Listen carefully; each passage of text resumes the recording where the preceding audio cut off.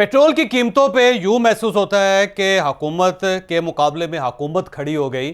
जो मरीम नवाज़ साहिबा ने जो ट्वीट किया था वो आप देख चुके हैं, जिसमें उन्होंने कहा कि मैं हुकूमत के साथ नहीं खड़ी, मैं अवाम के साथ खड़ी। और साथ उन्होंने ये भी बताया कि कल जब मीटिंग हो रही थी तो मियाँ नवाज शरीफ साहब मीटिंग छोड़ कर चले गए थे। उसके बाद आपने आसिफ अली जरदारी साहब का बयान भी सुन लिया कि उन्होंने कहा जी कि जब कीमतें बढ़ाने का वक्त आया तो हम इत्तेहादी हैं, लेकिन हमसे भी मशवरा नहीं किया गया। तो आसिफ अली जरदारी साहब का भी एक यहाँ पे कमेंट आ गया। तो इससे आप अंदाज़ा लगाएं कि इस इत्तेहाद में 12 जमातें हैं, 2 बड़ी जमातें इस इत्तेहाद में शामिल हैं, एक पाकिस्तान पीपल्स पार्टी और पाकिस्तान मुस्लिम लीग नून। तो दोनों की क़यादत जो है अपनी ही हुकूमत पर अदम एतमाद कर रही है। अब मैं इस तरफ आऊँगा कि इस अदम एतमाद का मतलब क्या है। क्या आसिफ अली जरदारी साहब और मियाँ नवाज शरीफ साहब ने मियाँ शहबाज शरीफ साहब के खिलाफ वोट दे दिया? क्या ये उनको डिसओन करना चाहते हैं? मैं आगे चल के आपको बताऊंगा।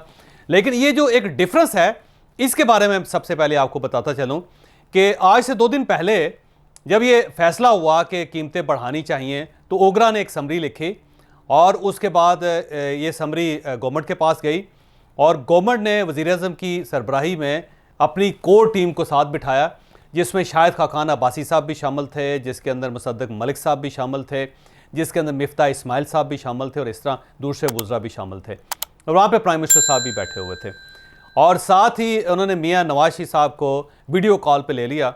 और जब ये डिस्कस होना शुरू हुआ कि हमें प्राइस बढ़ानी पड़ेगी 6 रुपये 72 पैसे, तो मियाँ नवाज शरीफ साहब ने डिसएग्री किया। उन्होंने कहा कि आलमी मार्केट में क्योंकि पेट्रोल की कीमतें कम हो रही हैं, जब आप लोगों ने पेट्रोल की कीमतें बढ़ाई थी तो उस वक्त $122 पर बैरल पेट्रोल था और अब वो गिर के $95 पर बैरल आ चुका है, लिहाजा अब आपके पास कोई जस्टिफिकेशन नहीं है। तो शाहिद खाकान अब्बासी साहब ने इस पर बात की। उन्होंने कहा जी ओगरा ने एनालिसिस करके बताया और अब हमारे पास कीमतें बढ़ाने के अलावा कोई ऑप्शन नहीं है। तो उस पर मियाँ नवाज शरीफ साहब ने कहा कि मैं ऑप्शन नहीं समझता, मैं तो सिर्फ आवाम की हालत ज़ार को देख रहा हूँ। मुझे यूँ लगता है कि जब आप ये इजाफा करेंगे तो लोगों की तरफ से रिएक्शन आएगा और उससे हमारा वोट बैंक और जो हमारा मौक़िफ़ है वो दोनों कमज़ोर होंगे। तो मैं नहीं चाहता कि इस तरह कीमतें आप बढ़ाएं। आप ये जो फ़ायदा हुआ है इस पेट्रोल में इसको पासन करें, आवाम तक जाने दें। तो उसमें शाहिद खाकान अब्बासी साहब ने दोबारा डिसएग्री किया उनसे। उन्होंने कहा जी हमें 3 दिन मुसलसल हमने काम किया है और 3 दिन काम करने के बाद हम इस नतीजे पर पहुँचे हैं कि हमारे पास कोई सेकंड ऑप्शन नहीं है। तो दूसरी तरफ क्योंकि लंदन में इसहाक डार साहब भी मीटिंग में शामिल थे, तो इसहाक डार साहब ने कहा कि मुझे यूँ लगता है कि ओगरा आपके साथ धोखा कर रहा है, वो आपको रियल पिक्चर नहीं बता रहा। तो आप जब तक रियल पिक्चर आपके सामने नहीं आती आप इसकी कीमत ना बढ़ाएं, इसका बहुत बड़ा नेगेटिव इफेक्ट आएगा। तो ज़ाहिर है इधर से शाहिद खाकान अब्बासी साहब ने उनके साथ भी कन्फ्रंट किया और उनसे कहा जी कि ये मुमकिन नहीं है, हमें ये फ़ैसला करना पड़ेगा। अब इस सारी मीटिंग के दरमियान सिर्फ शाहिद खाकान अब्बासी साहब इस तरफ से बोल रहे थे और दूसरी तरफ से मियाँ नवाज शरीफ साहब बोल रहे थे।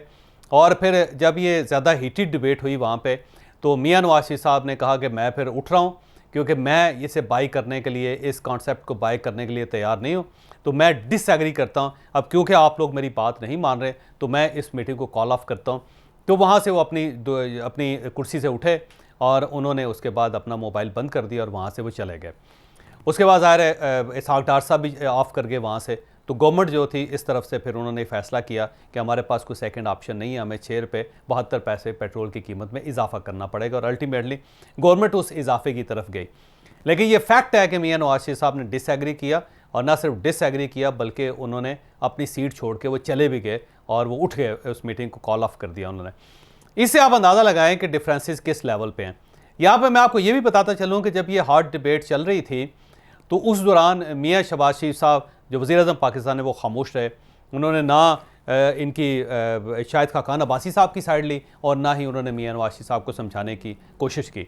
तो वो मुकम्मल तौर पे खामोश रहे और बाकी हजरात भी खामोश रहे। मिफ्ता इस्माइल साहब ने तो बिल्कुल कुछ बात की ही नहीं क्योंकि उन्हें पता था कि मैं बात करूँगा तो दूसरी तरफ से खौफनाक रिएक्शन आएगा। और उसके बाद ये मामलात इस तरह सेटल हुए और जब अगले दिन जब ये अनाउंसमेंट गवर्नमेंट ने की तो साथ ही आसिफ अली जरदारी साहब ने भी डिसएग्री किया। उनका भी ये कहना था कि ये अब क्योंकि ज़िमनी इलेक्शन हो रहे हैं और नो ज़िमनी इलेक्शन जिसमें इमरान खान साहब खड़े हो रहे हैं और इस दौरान अगर पेट्रोल की कीमतें हमने बढ़ा दी हैं तो इसका नतीजा बहुत खौफनाक निकलेगा। और उनका भी ये कहना है कि मुझे यूँ लगता है जैसे आप चाहते हैं कि ज़िमनी इलेक्शन इत्तेहादी गवर्नमेंट ना जीत सके। यहाँ पे बल्कि मैं आपको ये भी बताता चलूँ कि शाहिद खाकान अब्बासी ने जब डिसएग्री किया मियां नवाज शरीफ साहब से, तो उन्होंने ये भी कहा था कि हम गवर्नमेंट के अंदर हैं, हम पाकिस्तान में बैठे हुए हैं, आप लंदन में बैठे हुए हैं, आप वहाँ बैठ के हमें प्रेशराइज ना करें, हम ये गवर्नमेंट इस तरह नहीं चला सकेंगे। तो ज़ाहिर है एक अजीबोगरीब सी बात थी जो मियां नवाज शरीफ साहब के लिए हज़म करना मुश्किल था, लिहाजा ज़ाहिर है उस तरफ से खासा रिएक्शन आया, और उस रिएक्शन को बाद में मरीम साहिबा ने अपनी ट्वीट के ज़रिए कौम के सामने भी पेश कर दिया, पब्लिक कर दिया। अब इससे जो सूरत हाल है, इस पर दो किस्म की राय सामने आ रही है। एक राय तो ये सामने आ रही है कि ये वो पार्टीज़ हैं जिनके बारे में कहा जाता था कि इनके अंदर जमहूरियत नहीं है, तो ये इससे बड़ी जमहूरियत क्या हो सकती है कि शाहिद खाकान अब्बासी साहब मियां नवाज शरीफ साहब से कन्फ्रंट भी कर रहे हैं, और फिर मियां नवाज शरीफ साहब अपनी कुर्सी से गुस्से से उठकर भी चले जाते हैं, और गवर्नमेंट, उनकी अपनी गवर्नमेंट जो है वो अपनी बात पे कायम रहती है और वो रेट्स बढ़ा देती है। तो ये भी एक पोर्ट्रे किया जा रहा है कि पार्टी के अंदर इख्तलाफ राय का सबको हक है, और उस इख्तलाफ राय में बाज़ औक़ात लीडर को भी ओवर रूल कर दिया जाता है। एक तो ये है। दूसरा ये मौक़िफ़ ये लिया जा रहा है कि मियां नवाज शरीफ साहब ने जब ये कहा कि मैं इसे बाय करने के लिए तैयार नहीं हूँ, लिहाजा ये गलत है, और साथ ही आसिफ अली जरदारी साहब ने भी कर दिया, तो दो बड़ी पार्टीज़ ने अपने प्राइम मिनिस्टर पर अदम एतमाद कर दिया। अब मियां शहबाज शरीफ साहब को प्राइम मिनिस्टर नहीं रहना चाहिए। अब ये दूसरा वर्जन है जो दूसरी तरफ से दिया जा रहा है। अब मुझे नहीं समझ आ रहा कि ये दोनों वर्जन कैसे हैं, क्या मियां शहबाज शरीफ साहब पर अदम एतमाद है, या फिर ये है कि ये पोर्ट्रे किया जा रहा है कि पार्टीज़ के अंदर जमहूरियत है, डिसएग्री भी किया जा सकता है, और करते भी हैं लोग, ये शायद ये है। लेकिन जहाँ तक पेट्रोल का इशू है वो मैं आपको बता देता हूँ कि सूरत हाल क्या है। इसमें कोई शक नहीं कि पेट्रोल मई के आखिर में और जून के शुरू में 123 रुपये डॉलर, 122 रुपये डॉलर भी पर बैरल था, इसमें कोई शक नहीं। और आहिस्ता आहिस्ता आहिस्ता बदतरीज ये कम होता होता इस वक्त $95 पर बैरल आ गया, और ये बहुत बड़ा साइजेबल डिफरेंस है, और पूरी दुनिया के अंदर जो पेट्रोल है उसकी कीमतें अब कम हो रही हैं, ये फैक्ट है। लेकिन जहाँ तक पाकिस्तान का इशू है, पाकिस्तान का इशू ये है कि हम 3 महीने पहले सौदा करते हैं। जब हम आज के दिन सौदा करेंगे तो जिस रेट पे हम आज पेट्रोल ख़रीदेंगे, अगले 3 महीनों तक उसी रेट पे पेट्रोल बेचेंगे, क्योंकि हमने पहले से पेट्रोल ख़रीद लिया और हमने उसकी प्राइस दे दी हुई। तो जब 3 महीने पहले ये पेट्रोल ख़रीदा गया था तो उस वक्त इसकी रेट 122-123 रुपये डॉलर पर बैरल था, ये बात दुरुस्त है। और गवर्नमेंट अगर आज उसको सस्ता करके बेचती है तो डेफिनेटली गवर्नमेंट को नुकसान होगा, और IMF के साथ जो मुआहिदा हो रहा है उसके अंदर ये है कि आप अब नुकसान बर्दाश्त नहीं करेंगे, नुकसान जो होगा वो आवाम के ऊपर, आवाम को पास ऑन करेंगे। और आज के दिन में अगर $95 पर बैरल के हिसाब से जब गवर्नमेंट नया पेट्रोल ख़रीदती है तो अगले 2-3 माह तक, जब तक ये पेट्रोल कायम रहेगा, इसी रेट पे आवाम को मिलेगा। तो मुझे यूँ लगता है कि अगले 10 या 15 दिनों के अंदर इस रेट्स के अंदर बहुत बड़ी कमी आएगी, गवर्नमेंट इसे कम करेगी, ये बात दुरुस्त है, क्योंकि इस तरह ये मामलात नहीं चल सकते। और अगला जब ये ज़िमनी इलेक्शन आएगा, जब उसका डेट आएगी, तो उससे पहले पहले डेफिनेटली पेट्रोल की कीमतें कम कर दी जाएंगी, ये उसकी बैकग्राउंड है।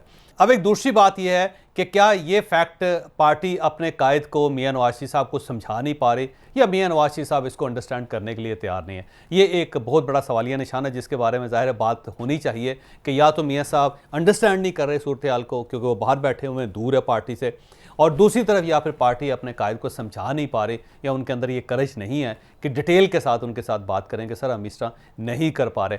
लेकिन एक चीज़ तय है कि मिफ्ता इस्माइल साहब पे किसी का भी कंसेंसस नहीं है। मियां नवाज शरीफ साहब और उनके साथ इसहाक डार साहब उनसे बिल्कुल मुतमईन नहीं है, वो इनको इस सीट पे नहीं रखना चाहते, बल्कि इसहाक डार साहब पाकिस्तान आना चाहते हैं, मियां नवाज शरीफ साहब उनको भेजना भी चाहते हैं, लेकिन उनकी अपनी पार्टी के कुछ लोग हैं जो इसहाक डार साहब को यहाँ पसंद नहीं कर रहे, लिहाजा वो दूसरी तरफ से मुसलसल इशारे भी कर रहे हैं और प्रेशराइज भी कर रहे हैं कि आप इसहाक डार साहब को इस सतह पे ना भेजें, बल्कि जिन लोगों ने इजाज़त देनी है उनको भी, उनसे भी रिक्वेस्ट कर रहे हैं कि आप मेहरबानी करके इसहाक डार साहब को इस वक्त ना आने दें, क्योंकि यहाँ पे क्राइसिस पैदा हो जाएगा।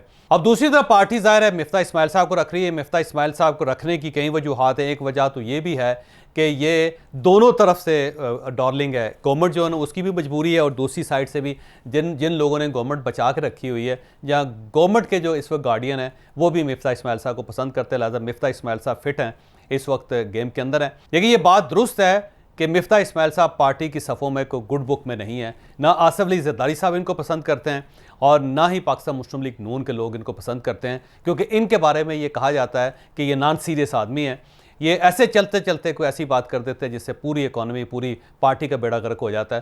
लिहाजा इनकी, क्योंकि इनकी ज़ुबान इनके कंट्रोल में नहीं है, तो इस वजह से प्रॉब्लम्स बहुत ज़्यादा पैदा हो जाते हैं। तो इनकी जो माशी फ़िलासफ़ी है इससे कोई शख्स इत्तफाक़ नहीं कर रहा, ना कोई पार्टी कर रही है, ना कोई शख्स कर रहा है, ना कोई वज़ीर कर रहा है। सबका ख्याल ये है कि अगर मिफ्ता इस्माइल साहब को ना रोका गया तो ये पार्टी के अंदर आखिरी ताबूत साबित होंगे। अब मिफ्ता इस्माइल साहब का फ्यूचर क्या है ये तो मुझे नहीं पता, लेकिन मुझे इतना पता है कि मिफ्ता इस्माइल साहब ने आज कहा है कि 1 सितंबर से ये 10 रुपये लेवी जो है वो लगाएंगे पेट्रोल पे।